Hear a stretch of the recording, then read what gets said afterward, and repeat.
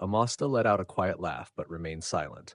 His mind was already calculating how to act if the situation became irretrievably complicated. He would not foolishly assume he could outmaneuver Dumbledore. Yet after so many years of preparation and sleepless nights since entering Hogwarts, if he could not even escape the headmaster, he would be utterly incompetent. In truth, Amasta had anticipated this uncomfortable moment from the very day he accepted the mission and resolved to enter Hogwarts. Amos stared at the rippling surface of the lake with a predatory intensity. Out of the corner of his eye, he glanced toward the castle's massive iron gates, already calculating his escape. The moment action began, he would leave Hogwarts as fast as possible and apparat to safety. He had no connection with the unspoken understanding shared between Dumbledore and Cornelius Fudge. As for Hagrid, he felt a pang of guilt, but he trusted that Dumbledore could handle the situation.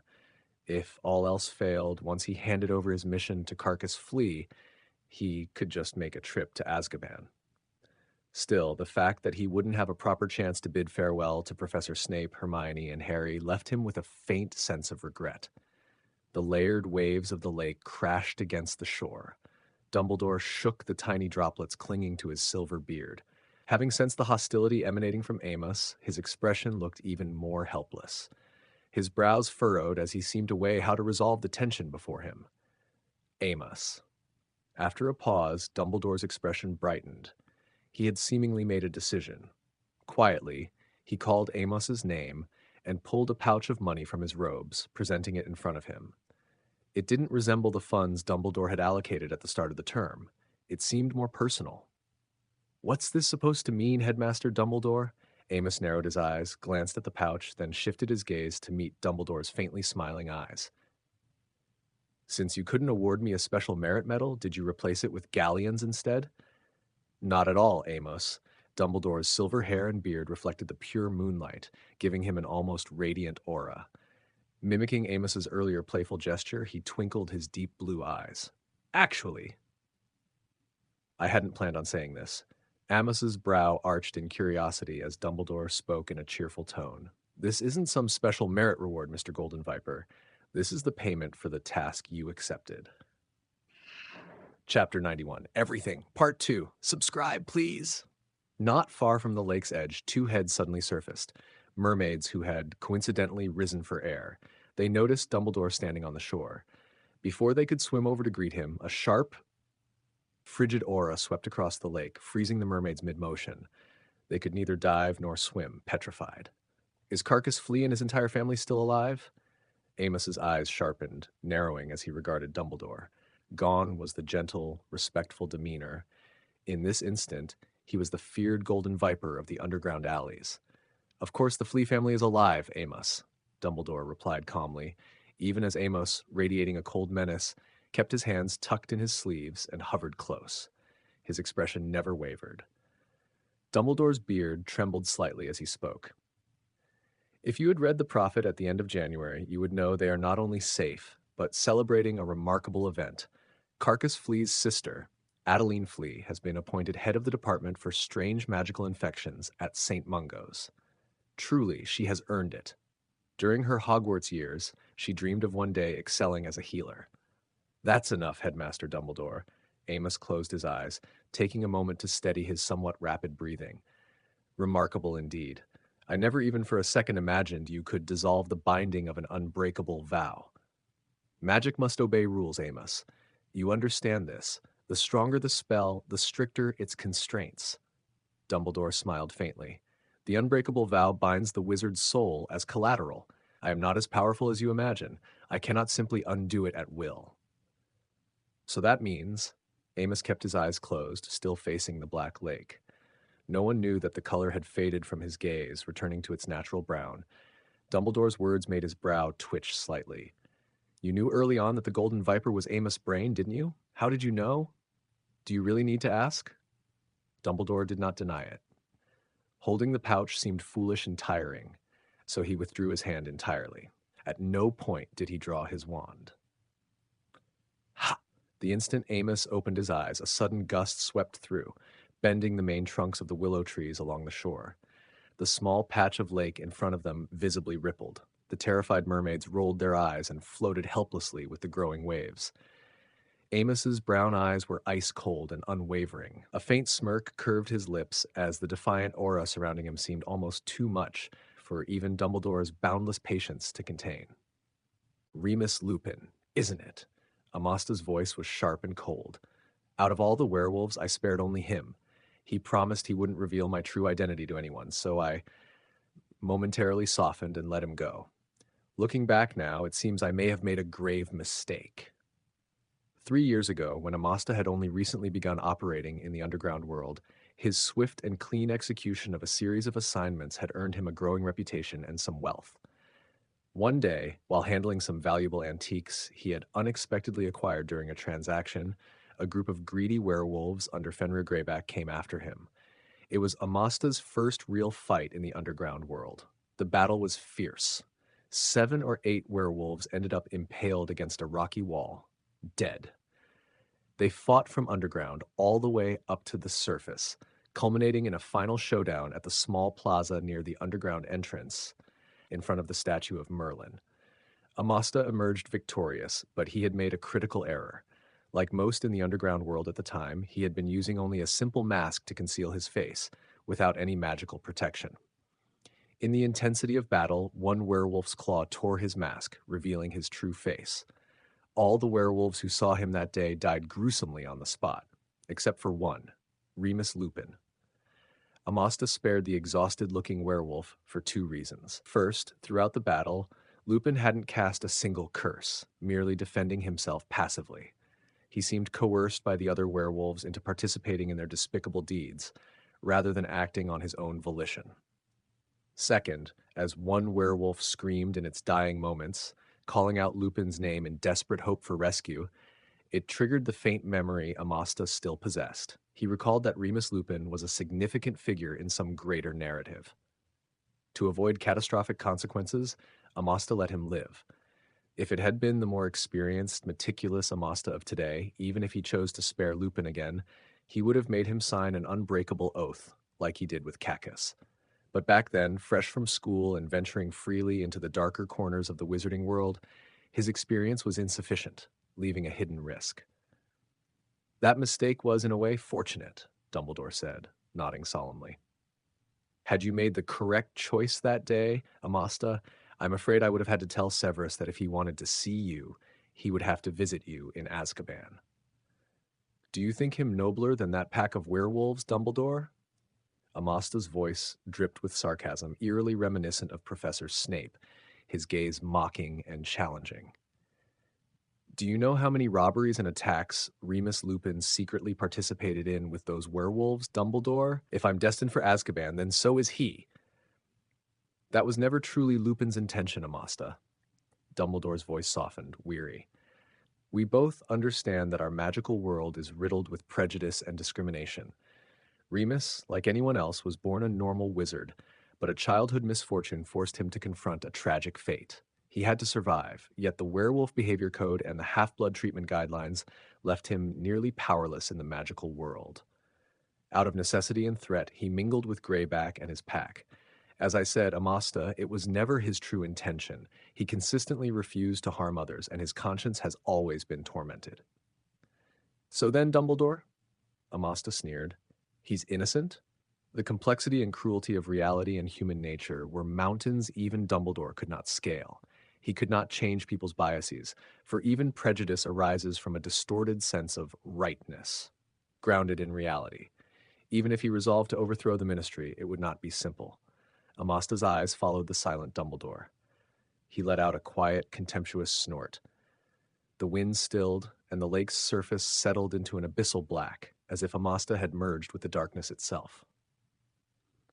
Since this assignment came from you, Headmaster Dumbledore, he finally said after the long, tense silence, his voice calm and unshaken, what exactly was your purpose in bringing me back to Hogwarts? I doubt it was merely for some petty game, was it? Chapter 92, Everything, Part 3. People have always assumed I am always right, all-knowing and infallible, Amos. Far on the horizon, at the heart of endless darkness, a faint glimmer of light appeared. It was the coldest moment before dawn. Dumbledore removed his glasses and rubbed his tired brow. But I have always believed that the mistakes I have made outweigh any of my trivial contributions. His gaze lingered on the young, exceptional wizard beside him, tinged with sorrow. Amos said nothing, waiting for Dumbledore to provide a reasonable explanation. If Dumbledore could not justify his actions, it might create an unbridgeable rift between them, or in the future turn them into enemies. Few people know this, but I personally brought Tom into Hogwarts. Dumbledore spoke without hesitation, knowing he needed to explain himself quickly.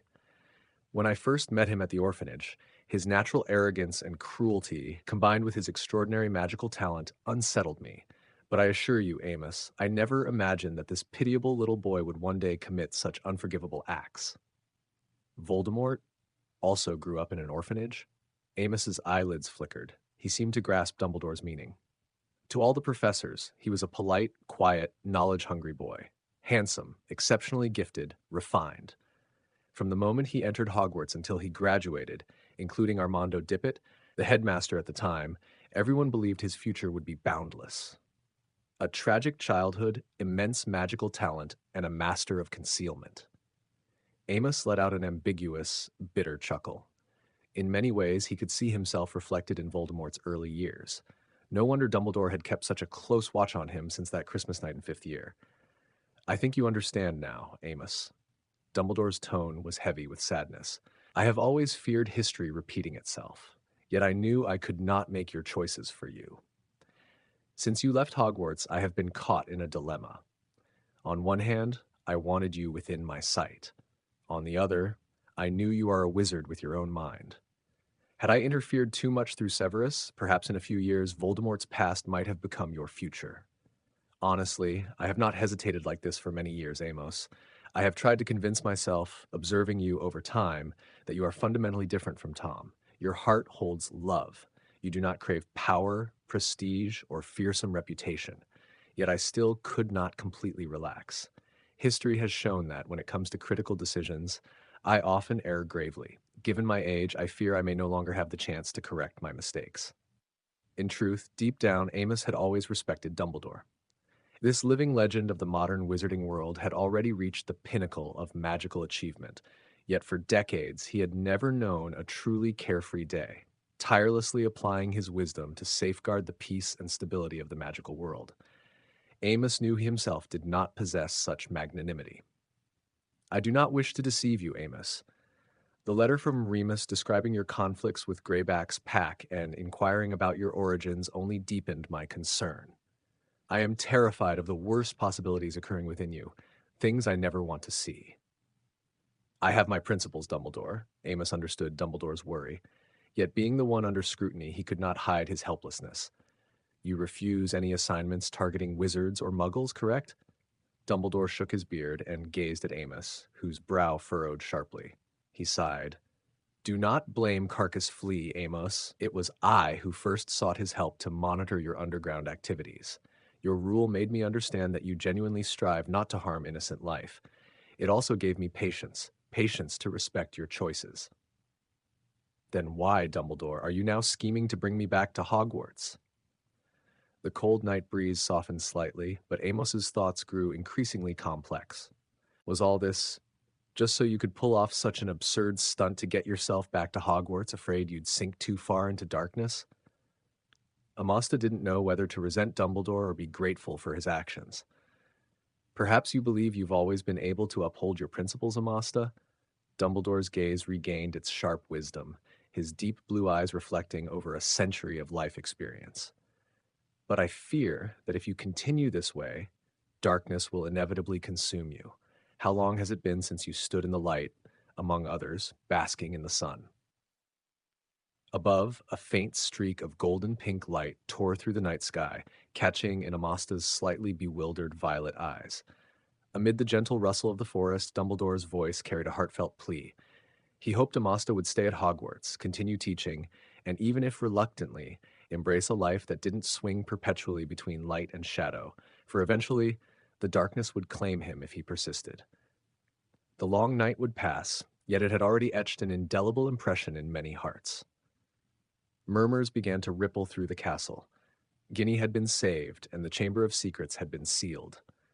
News spread outward from the school infirmary with astonishing speed. Stop Lockett's medication, Dumbledore. Amasta tossed the glass vial containing the sealed basilisk to Dumbledore, ignoring the faint bitterness on the aged face, and turned to stride toward the castle. Wait, Amasta. Dumbledore was no omniscient saint. He didn't know what path Amasta's choice would set him on, but he did understand that forcing intervention now would only push this potentially extraordinary young man further toward the abyss. This is yours, Amasta. He handed the pouch of galleons once more, hiding all his unease and concern beneath a gentle smile. Honestly, Amasta, while the board pays me a decent salary, expenses for a wizard like me are equally staggering. I really can't offer more galleons as a token of gratitude.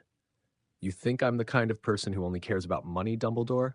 Uh, Amasta glanced at the pouch but didn't reach for it. You're not getting any younger. Keep it for your retirement. Consider it for the children at the orphanage, then. Amasta's breath quickened slightly, a few dark lines appearing on his forehead. Clearly, this old fellow had done his homework thoroughly. If he stayed at Hogwarts, Amasta suspected Dumbledore would eventually know the exact colors of his undergarments. We're even, Headmaster Dumbledore. Amasta accepted the pouch, then reached into his robes, pulled out an object, and tossed it to Dumbledore before striding away. Dumbledore stood by the lakeshore, staring silently at the cracked, charred crown in his hand, wind whipping around him, mouth agape in shock. Amasta was awakened by a rapid knocking at the door. Rubbing his tired eyes, he peeked outside to find the sun already high, sunlight spilling across the office floor, dust motes dancing in the warm glow, a picture of serene, timeless peace. He straightened himself, muttering with mild dissatisfaction as he headed to the door. Professor Breen. Everything's clear now. Lucius Malfoy, Dobby's been freed. The diary was planted in Ginny's bag by Lucius. Headmaster Dumbledore has been reinstated by the board, and Lucius has been expelled from it. Watching an overexcited, barely coherent Harry outside the door, Amasta rubbed his messy hair, exhaling with a resigned sigh at the boundless energy of young witches and wizards. Wonderful for all involved. Potter, is Hagrid back? Amasta squinted through his sleep-laden eyes, replying nonchalantly. Early that morning, after receiving an impromptu lesson in love and courage in Dumbledore's office, an intense political lecture that left him itching to face the basilisk again, Harry froze. He noticed that Professor Brain didn't seem particularly pleased. The Ministry has released Hagrid, Professor Brain, Harry stammered. They're watching the basilisk in the courtyard. Headmaster Dumbledore asked me to tell you that the Minister of Magic wishes to speak with you personally. Amos let out a resigned sigh, rubbing his brow with his eyes closed. Understood. Go report back, Potter. I need to tidy myself up first. This state isn't suitable for meeting someone of that stature. As Harry left, a flicker of confusion lingered in his eyes. Why did Professor Brain, who had ended the last lingering shadow over the young witches and wizards this year, seem so subdued? Around lunchtime, the great hall was empty. No one touched the sumptuous food laid out on the tables. Nearly everyone was crowded in the courtyard, even perched on trees and rooftops to catch a glimpse of the spectacle. When Amos appeared at the entrance, the eruption of applause and cheers nearly shook the castle. The crowd's awe-filled gazes fell on him, momentarily catching his slightly surprised expression, as though witnessing a rising star. Glancing at the bread he had pocketed from the great hall, Amos chewed and swallowed, raising an eyebrow. Over here, Amos.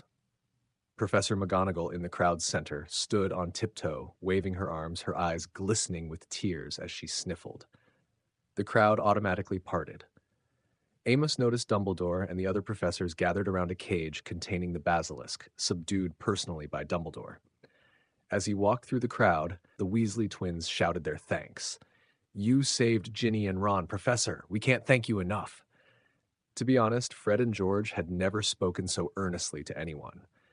Amos smiled and nodded at the twins, striding toward Dumbledore, who waited with hands folded over his stomach, smiling warmly. What did you tell them? Just the truth, Amos. Dumbledore's eyes answered Amos's unspoken question. Cornelius Fudge, still dressed in the odd outfit from last night, looked entirely different. From 30 feet away, he laughed and strode to meet Amos, pulling him in close with a friendly arm around his shoulder. Looks like we've got another exceptionally talented young wizard. Huh? Fudge winked at Amos as if they were longtime friends, though this was only their second meeting, and they had barely spoken the first time. This is all thanks to the ministry's wise decisions, Minister, Amos said. After all, the Board of Governors followed the ministry's guidance in sending me back to Hogwarts to handle the Chamber of Secrets incident. Oh, cough. Of course. No, I mean, ultimately it's your accomplishment, Amos. Fudge's pudgy face stiffened for a moment, but then brightened with a grin that could rival a blooming chrysanthemum. He patted Amos on the shoulder. The ministry's role was minimal. Tsk, tsk, dirty politics. From the slowly quieting crowd, George Weasley muttered disdainfully at Fudge, but Percy shot him a glare, ordering him silent. Percy then watched Amos and Fudge with rapt attention, ears pricked, studying the art of politics. No need to say anything, Amos. Fudge, as if under a continual happiness charm, laughed nonstop. A level 3.2 Order of Merlin medal is your due. You saved several young wizards' lives, ended the threat that loomed over Muggle-born children for 1,000 years, and even donated the incredibly rare basilisk to the ministry. The department will raise no objections, and we can expedite the paperwork. I'll have the medal sent tomorrow. Cough. Lowering his voice so only Amos could hear, Fudge added, "Just make a brief mention during your upcoming interview." Noticing Amos's puzzled expression, Fudge quickly explained, "Don't worry, lad. I've got it covered. I'm relieved I stopped that insufferable Rita Skeeter. She somehow got wind of what happened at the school." Donate? Amos cast a sidelong glance at Dumbledore, but gained nothing from the faintly amused expression he returned. "If you like, I can speak with Rufus," Fudge continued, his arm practically glued to Amos's. "I think you'd make an excellent Auror, Amos. You could be Rufus's right-hand man. Between us, the man isn't getting any younger, and if you excel as an Auror, perhaps I could." Several professors who overheard Fudge's remarks shot scornful glances, but, constrained by the occasion, kept silent. "I will give your advice careful consideration, Minister." Amostar spoke politely, his gaze drifting toward Hagrid, who was leaning against the cage, practically squeezing himself through the bars with impatience. Curiously, he asked, "Why do you look so displeased, Hagrid, now that you've regained your freedom?" "You shouldn't have gone so far, Professor Breen." Hagrid wiped his tears and turned to glare at him with a mournful expression. "Look at this poor little creature. Seems it's been through quite a lot, and—" He glanced at Dumbledore and a slightly apologetic Fudge. "Really, there's no way I can keep this little one for myself? If I may be frank, Minister, ever since Mr. Scamander retired, there aren't many in the Department for the Regulation and Control of Magical Creatures who truly know their stuff." Chapter 94. The Eve. A grand celebratory feast was in full swing in the Great Hall.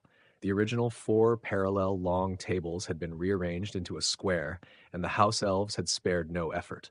The tables were laden with a dazzling array of delicious food. Even the professors mingled freely, laughing and chatting with the young witches and wizards. Professor McGonagall pretended not to notice the Weasley twins secretly replacing the students' juice with butterbeer.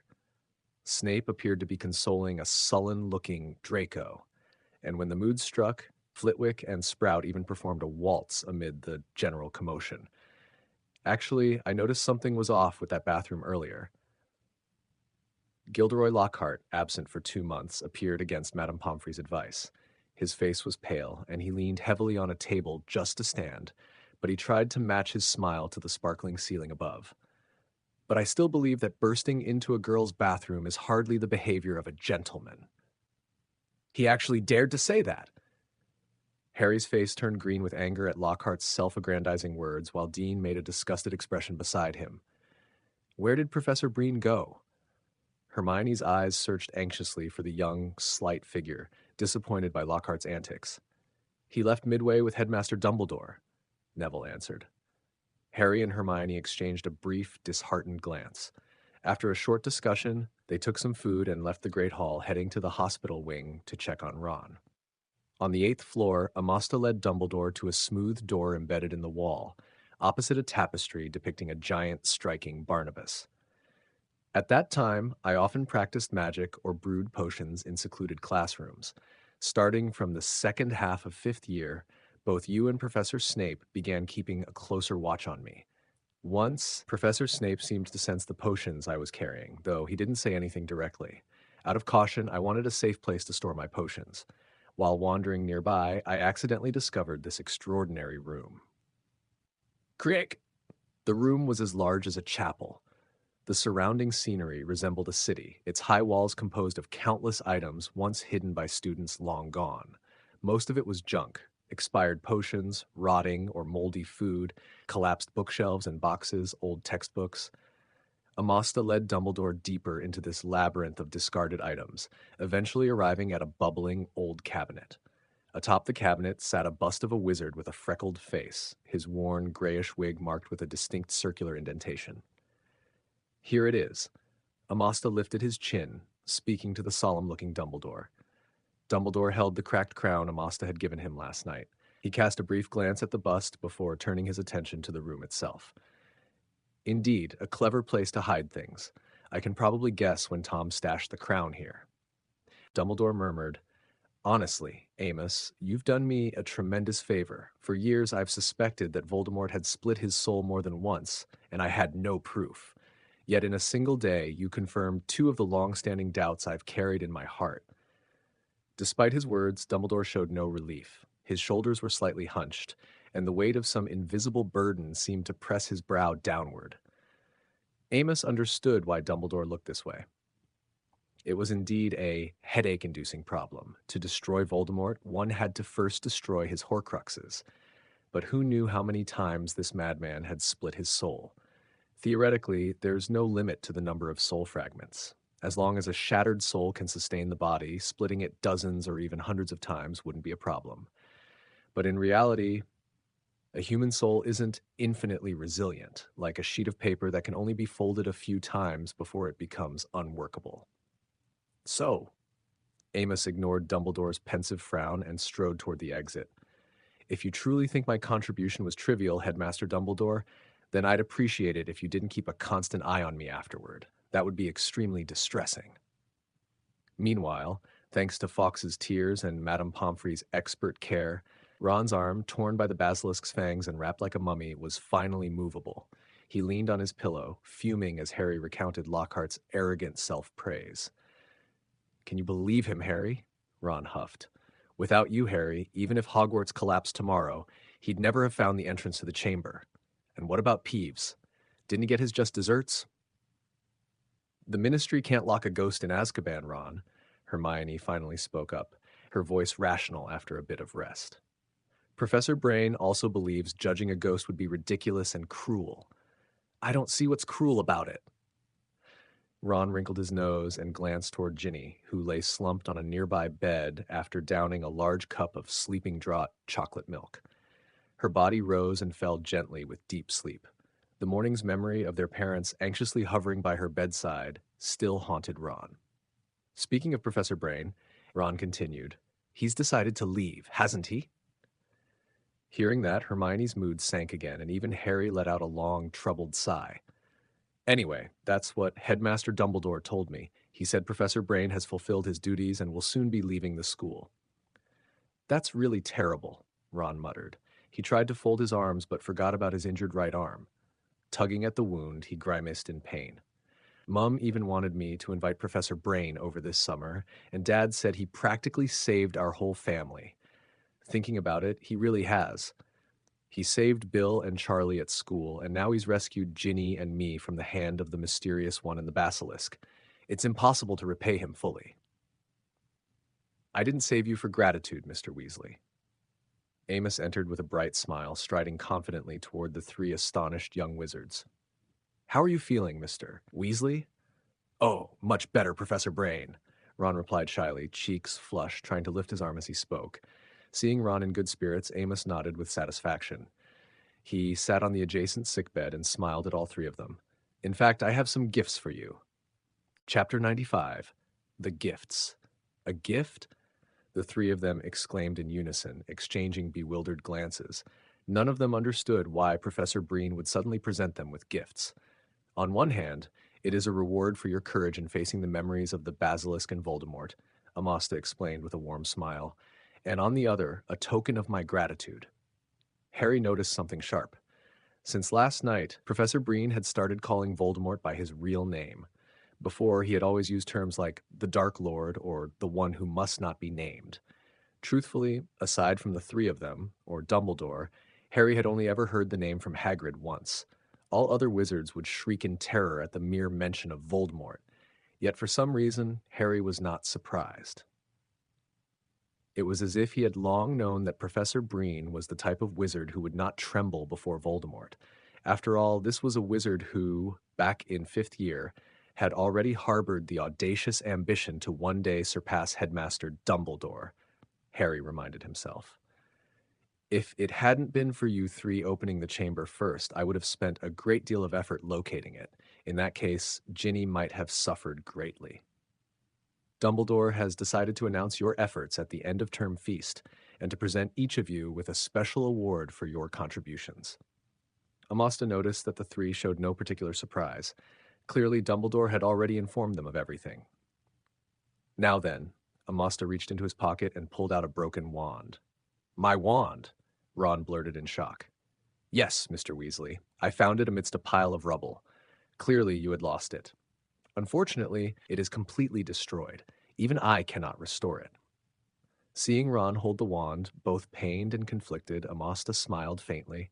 He produced a pouch of coins and, before the astonished eyes of the three young wizards, drew out 20 gleaming galleons. Ron's eyes widened, his breath catching.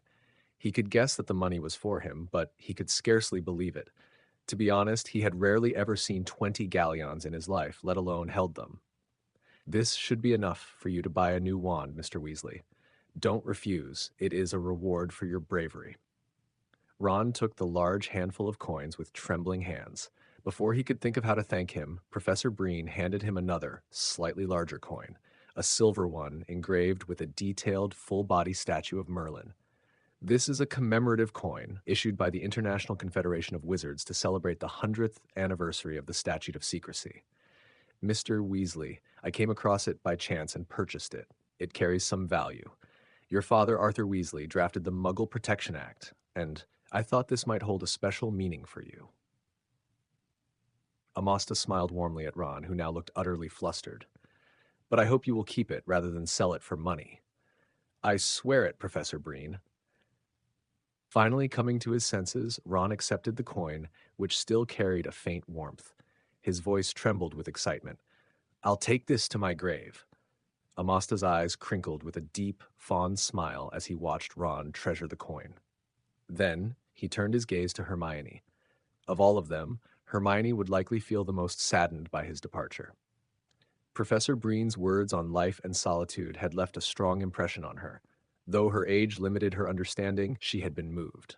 Additionally, his achievements in magical innovation astonished her. Until now, Hermione had studied to acquire knowledge, but rarely had she considered creating new knowledge herself. Amasta's gift for Hermione was no surprise, a worn, old spellbook. Hermione took it eagerly, her delicate fingers brushing the gilded title Simplified Theories of Ancient Magic. As she held it, Professor Breen's voice explaining the contents echoed softly in her mind. This book may still be a bit advanced for you, Miss Granger, Amos said, but you can start studying it. It will give you a deep understanding of the historical evolution and simplification of spell models. If you aim to innovate in magical theory in the future, I think it will be of considerable help. Hermione opened the cover and noticed a line written in blue ink on the first page, next to Ulrich Gamp's biography. It was a date in Brain's handwriting, fresh and seemingly written very recently. Professor Brain. She paused, not pursuing the mysterious date for now. Looking up at Brain, her lips pressed together, her expression tinged with sadness, she asked, Have you really no intention of staying to teach? I mean, many people think your experience teaching Defense Against the Dark Arts surpasses Professor Lockhart's. Surpasses? Ron rolled his eyes and muttered under his breath. That guy's an idiot. Sure, he's great at flattery and nonsense, but that's it. By now, many of the younger students knew Amos would soon be leaving Hogwarts, and they were reluctant to see him go. Frankly, it was impossible for Amos not to feel some stirrings of emotion in the face of their simple, heartfelt farewells. But compared to remaining at Hogwarts under Dumbledore's watchful eye, Amos preferred adventuring in the boundless world. His skills had already outgrown what could be achieved through desk work alone. Only by expanding his knowledge and facing other wizards could he continue to improve. Moreover, the meager professor's salary could not satisfy his needs. Of course, perhaps one day he would return permanently to this place, a sanctuary in so many people's memories, but that day was likely many years away. Harry, already somewhat impatient, finally caught Brain's gaze. His eyes brightened with anticipation, wondering what he might receive. Maybe a firebolt 2001? He guessed excitedly, though he quickly realized he already had an excellent broomstick, so another one was unnecessary. As Harry's mind raced with such thoughts, Brain's next words made all three of them visibly astonished. As for you, Potter, Amos knew his words might disappoint Harry, yet he continued, I have nothing to give you at the moment. Hermione and Ron froze. Harry's wide eyes showed clear disappointment, and both friends glanced at Brain, puzzled. Why was Harry being singled out? After all, Harry had been the first to discover the Chamber of Secrets. If anyone deserved thanks, it should be him. Or rather, Amos added, I do have something for you, Potter, but you'll have to wait a little while. Harry blinked, unsure what Brain meant, then suddenly his face lit up. Professor, you mean you'll return to Hogwarts, right? Hermione and Ron also realized what he meant. They held their breath, eyes fixed on Brain, hoping for confirmation. I suppose that's likely, Amos replied with a wry smile. He rose, heading toward the door, waving his arm above his head. I'll probably stay a few more days, so I won't bid farewell to you all individually. 3 of you, enjoy your lives. Chapter 96, The Courses. True to his promise, Fudge arranged for a gleaming Merlin medal to be delivered first thing the next morning. Under Dumbledore's witness, a simple awarding ceremony was held with most of the school's professors present. The Merlin medal held immense prestige throughout the European wizarding world. In the British Ministry of Magic, holders of level 2 or higher automatically became honorary members of the Wizengamot with voting rights in trials. This was a significant honor. Even in the presence of ministry department heads, Amos would receive considerable respect. While he had ways to command respect through other means, having an official, recognized status was undeniably useful. Amos, however, still underestimated how curious people were about the basilisk, a creature tied to an ancient being and the founders of Hogwarts. According to Dumbledore, in just one day, Fudge received nearly 200 letters requesting that the basilisk be publicly exhibited. The ministry held an emergency meeting and decided to hold a public exhibition in Hogsmeade next month. The Daily Prophet sent reporters for urgent coverage, and renowned magizoologists, including Newt Scamander, author of Fantastic Beasts and Where to Find Them, confirmed they would attend. Fudge invited Amos, hoping he would attend as a special guest and acknowledge the ministry's huge and indispensable role in the matter. Amos dismissed the idea with an exasperated eye roll. This is a once-in-a-lifetime opportunity, Amos, Fudge exclaimed. Meanwhile, Lockhart, long absent from the public eye, nearly collided with Professor Flitwick. Thanks to Madame Pomfrey's care, his teeth were still sparkling. I can attend the exhibition with you, Amos. I can teach you valuable techniques for maintaining perfect composure and generating attention in public. Amos thought to himself, you might want to urgently learn how to coexist with Dementors, Professor Lockhart, and skillfully evaded his entanglement. Although Amostar was not a Gryffindor student, he still belonged to Hogwarts. Professor McGonagall covered her mouth, her eyes glistening with tears, looking proudly at Amostar as he walked toward her. Ahem, Professor McGonagall, Amostar smiled sheepishly. Whenever it's convenient, I mean, regarding my salary. McGonagall's eyes grew even redder. Severus Snape stood silently to the side, watching the young Amostar laugh and converse with everyone. Unconsciously, the corners of his usually grim mouth lifted in the faintest of smirks. You all can have a brighter future, Severus, Dumbledore approached softly. We cannot change the tragedies that have already occurred, but the future, that is always a matter of choice. Severus, if you are willing. Before Dumbledore could finish, Snape had already turned and walked away. Professor Lockhart had been bedridden for nearly 2 months and still needed a few more days to fully regain his strength. Therefore, Amasta continued teaching the last week of Defense Against the Dark Arts. During a practical lesson for the upper years, when Amasta led a bare-chested, grim-faced, middle-aged man onto the Quidditch pitch, most students looked utterly bewildered.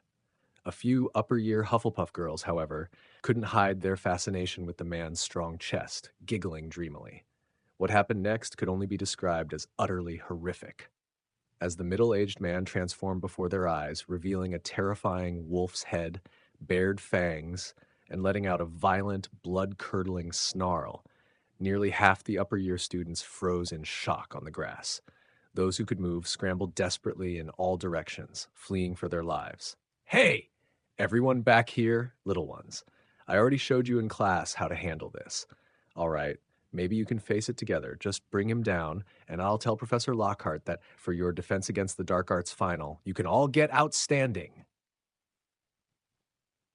Amasta's shout, tinged with frustration, did little to calm the scattering students. Still, his encouragement had some effect. A few trembling students raised their wands, attempting to keep the werewolf at bay. Percy even landed a perfectly executed smash curse, removing a small tuft of black fur from the creature's chest. Gryffindor's Oliver Wood tried a stunning spell, but for some reason the thin scarlet beam missed the werewolf and struck Marcus Flint instead, who had been fleeing in another direction.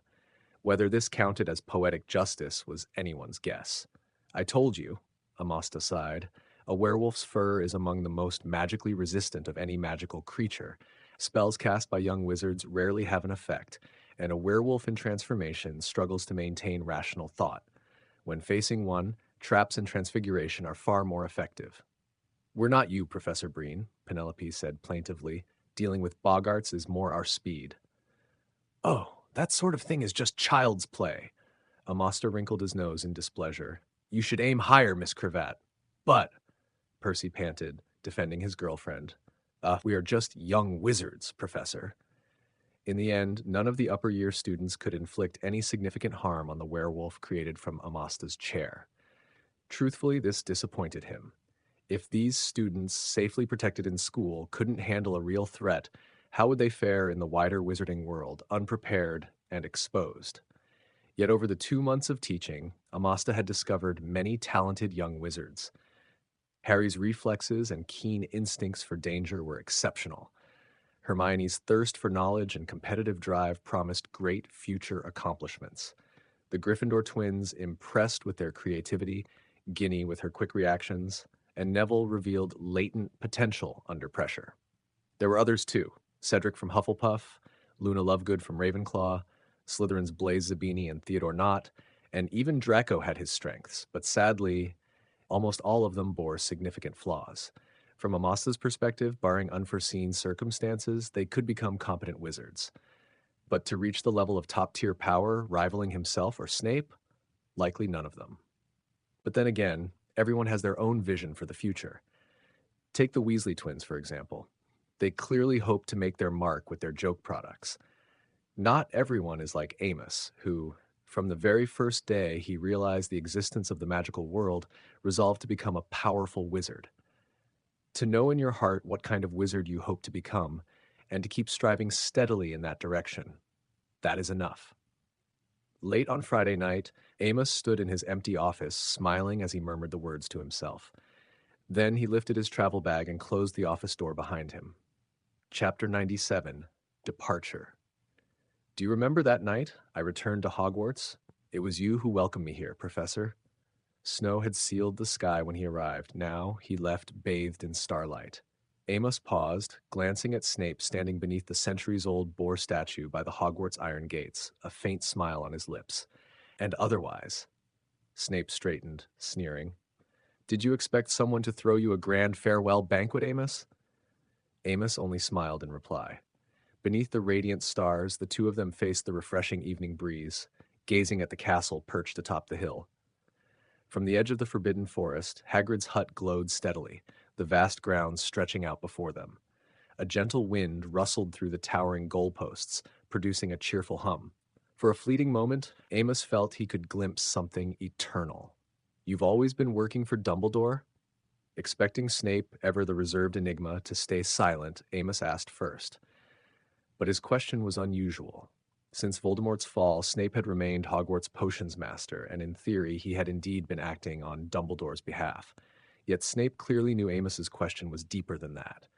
With a slight nasal inflection, he gave a quiet affirmation. A bitter smile touched Amos's lips as he shook his head, his gaze drifting to the eighth floor office still flickering with candlelight. For what? Snape's eyes were no longer the black voids they usually were. They now revealed unmistakable hesitation. His gaze swept over every detail of the great school before him, and long suppressed, pale, colorless memories erupted like a volcanic eruption in his mind. Pain, helplessness, loss, hatred. Snape could not describe his emotions. He felt an impulse to share every secret with this young man who had witnessed his growth, but when the words reached his lips, not even a sigh remained. To atone. After a long pause, Snape spoke softly. Except for Dumbledore, this was the first time he had stripped away both magical and emotional defenses to reveal his true self. Amos stared at the stars like grains of eternal sand, listening to Snape's answer. He was not surprised. Human emotion was perhaps the most complex thing in the world. Expecting cold magic alone to perfectly conceal the soul was laughable. I have some experience about life. Amos's sudden words caught Snape off guard. He instinctively wanted to mock, intending to remind Amos of the age difference between them. Yet when his gaze met those faintly glowing purple eyes, Snape froze. Why did someone barely in their 20s carry such weariness in their eyes? I have witnessed the cycles of the world, Amos whispered. Snape stared, puzzled, unsure how to interpret this. Perhaps Amos meant transitioning from the Muggle world to the hidden magical realm? Amos closed his eyes warily. After a moment, he opened them again, his turbulent soul now calm. I have seen the darkest, most selfish corners of human hearts, and I have bathed in the pure brilliance of souls untouched by corruption. Severus, life is given only once to each of us. It was the first time Amos had spoken Snape's name directly. Strangely, Snape felt no offense, no irritation, not even the slightest dissonance. Instead, it seemed natural, and this odd sensation made him almost ignore what Amos was saying. Those painful pasts should not become chains that bind us from moving forward. Those who gave their lives to protect us would never wish to see us drowning in memories and suffering. Severus, don't you think that living well, truly living, is the best way to honor their sacrifice more than seeking atonement? You don't know what I've been through, Amasta. Severus's entire being radiated a suffering so intense it was almost unbearable to witness. His voice was hoarse, like an explorer lost in the desert, screaming out in despair. Many people in this world have lost everything, Severus. What's gone is gone. It will never return. Don't let yourself live in guilt and hatred. Amasta's gaze shifted to the office on the 8th floor of the castle, and a faint smile appeared on his lips. Tell me, how many heartbreaking losses do you think a wizard like Dumbledore has endured in his lifetime? I'm not him, Amasta. Severus's voice trembled, sounding more like sobs than words. He lowered his head, speaking as if to defend himself, yet also trying to convince himself. Great Dumbledore, all-powerful Dumbledore, admired by everyone, and I'm just a mere man.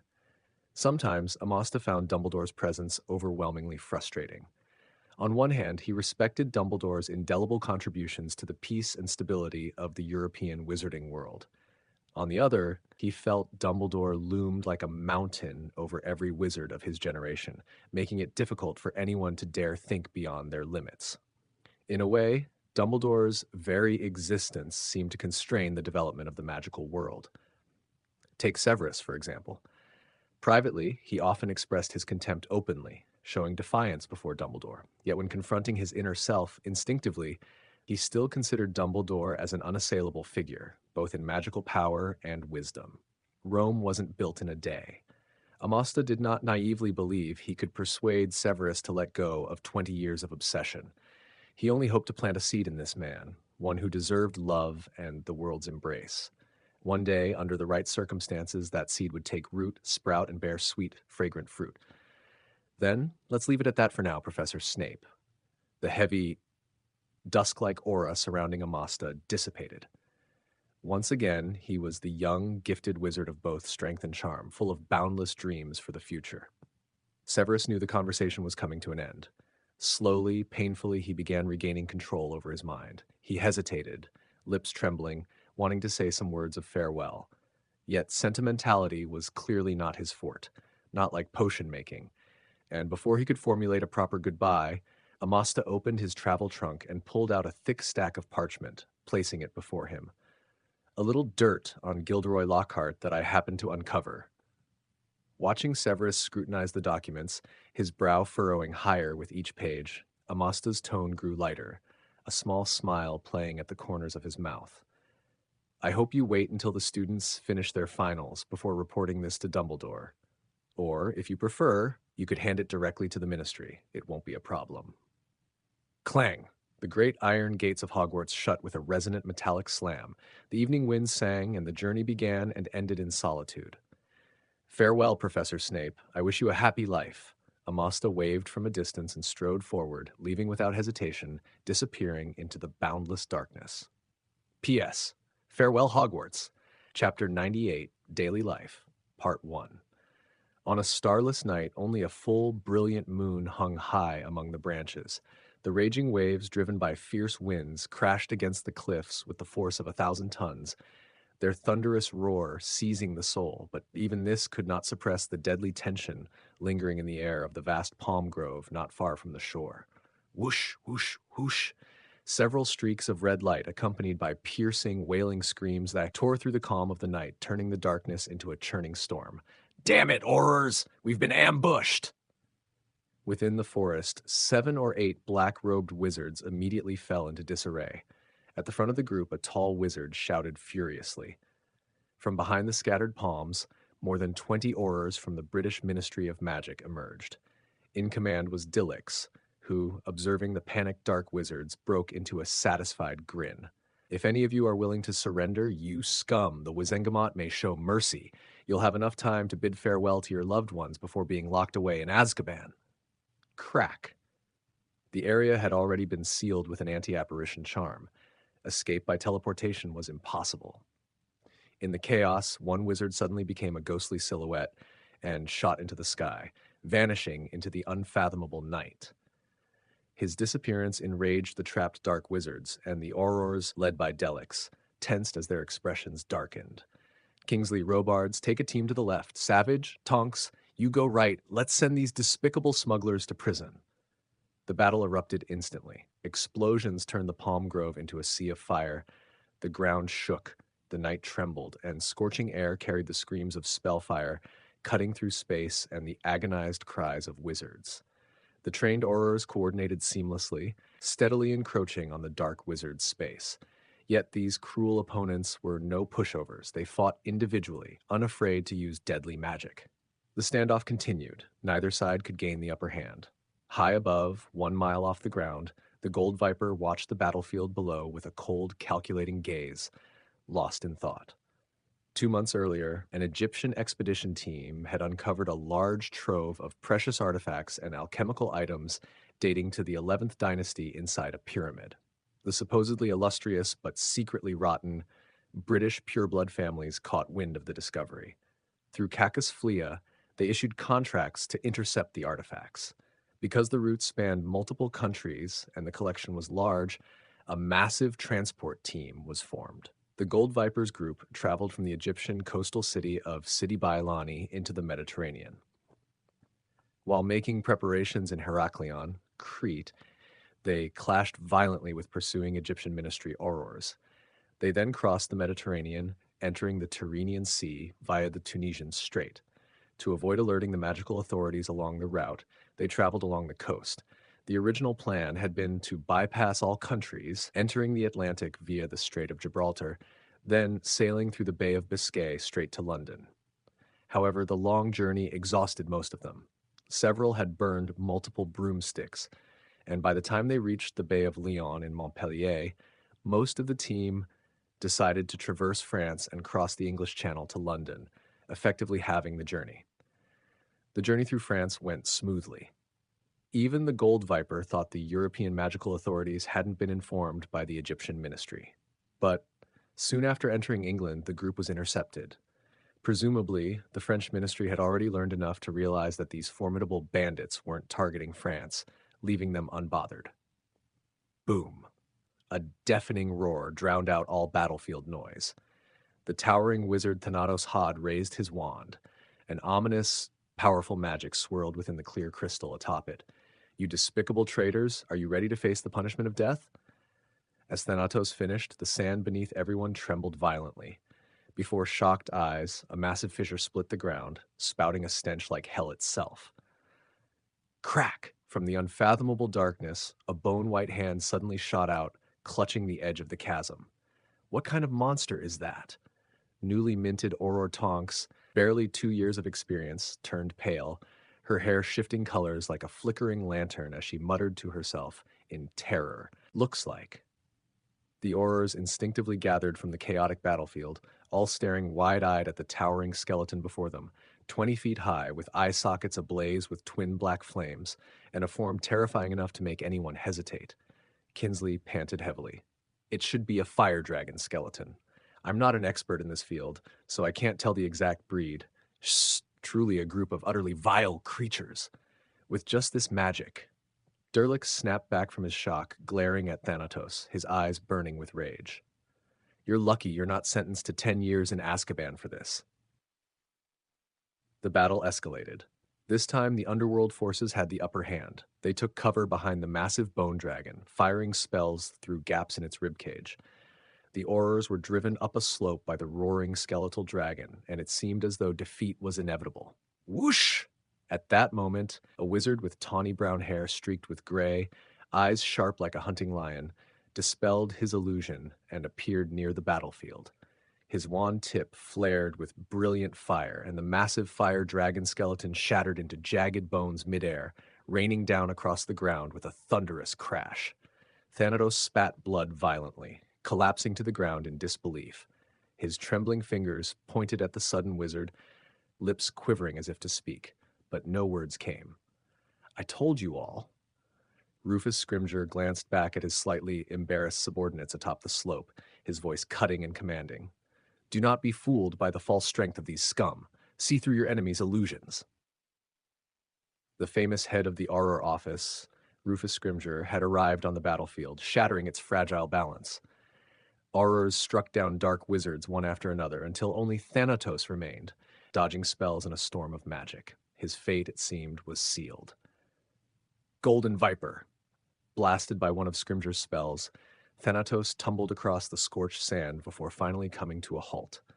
His robes were shredded, blood seeping from his nose, and seeing Scrimgeour raise his wand again, he panicked. Glaring up at the night sky, he shouted desperately, I know you're still here, Golden Viper. If you save me, I'll give you half my reward. Golden Viper. Amostas Jr., Nymphadora Tonks, stiffened. Her sharp brows quivered as she stared at the night sky, empty except for the moon, gasping for breath. You mean that dark wizard from the underworld who wiped out a pack of werewolves and nearly killed Greyback? Suspended midair, Golden Viper's nose almost twitched in frustration. If not for the contract forbidding members of this temporary team from attacking each other, he might have taken Thanatos down immediately. This fool. Does he want the ministry to forget him? Shut your mouth, idiot! A blur shot through the air. Golden Viper descended like a hunting falcon, his voice sharp as he reprimanded the still shouting Thanatos. His cold gaze swept over the Aurors, lingering only for a moment on Tonks, before a faint, unnoticed smile flickered across his face beneath the twisted vortex of magic. Amosta was 2 years senior to Tonks. Even in school, the cheerful girl had been popular among boys thanks to her innate metamorph magus ability to alter her appearance at will. A rare and entertaining talent, she loved imitating professors' faces, which had earned her detentions from multiple teachers, including Snape. Amosta had once spent time with her in 5th year. Not quite friends, but acquaintances. Since graduating, Amosta had lost contact with all his Hogwarts classmates. Golden Viper's gaze swept over Scrimgeour and the others, freezing them in place as if doused in ice-cold water. Most Aurors present were veterans, seasoned by countless life-or-death situations. Their instincts told them this mysterious wizard was far stronger than the defeated underworld wretches combined. I can't even breathe. Tonks muttered, a mixture of awe and terror in her voice. Tonks's eyes widened in alarm, sweat gleaming on her forehead. She discreetly patted her chest and whispered, gasping, "Quick! Get to Hogwarts! Fetch Albus Dumbledore!" "Shut it, Tonks!" The ever-determined Scringer shot her a fierce glare. He met the Gold Viper's calm, piercing gaze with his own steel-eyed stare, but inside his mind a storm of thoughts raged. He had to admit, this mission